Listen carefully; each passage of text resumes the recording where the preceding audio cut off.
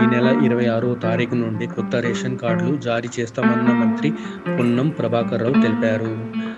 ఇందుకు సంబంధించిన ప్రస్తుతం సర్వే జరుగుతుందన్నారు. కార్డు అర్హత ఉండి కార్డు పొందలేని వారు అధికారులకు విజ్ఞప్తి పత్రం సమర్పించాలని చెప్పారు. పాత రేషన్ కార్డులను తొలగించడం లేదని స్పష్టం చేశారు. జనవరి 26 నుంచి కొత్త రేషన్ కార్డు ఇచ్చే ప్రక్రియకు సంబంధించి గ్రామాల్లో సర్వే జరుగుతోంది.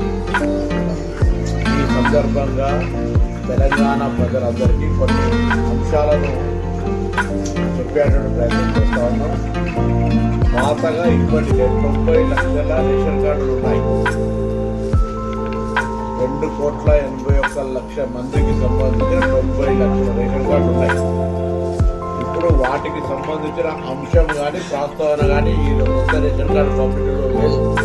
సో 90 లక్షల మందికి సంబంధించిన అంశం చర్చకు రాదు. ఇందులో కొత్తగా ఎవరైతే గత 10 సంవత్సరాలుగా రేషన్ కార్డు కావాలనే ఆలోచనతో తిరుగుతూ ఉన్నారో, కొత్త కుటుంబాలుగా ఏర్పడ్డాయో, పెళ్ళిళ్ళై పిల్లలై, లేదా ఈ ఇంటి బిడ్డ ఆ ఇంటి కోడలై, ఈ విధంగా లేదా ఈ ఊరాడి ఇంట్లో ఊరికి పోయి అట్లా కొంత మార్పు చేతికి సంబంధించిన అంశం కావచ్చు, లేదా అర్హత ఉండి, మళ్ళీ చెప్తాను స్పష్టంగా, అర్హత ఉండి కొత్త రేషన్ కార్డు రానటువంటి వాళ్ళందరికీ 10 సంవత్సరాలుగా కొత్త రేషన్ కార్డు కావాలి, నాకు అర్హత ఉంది, ఈ ప్రభుత్వం ఇస్తలేదని నిరాశపడ్డ వాళ్ళందరికీ శుభవార్త. వాళ్ళందరికీ జనవరి 26 వరకు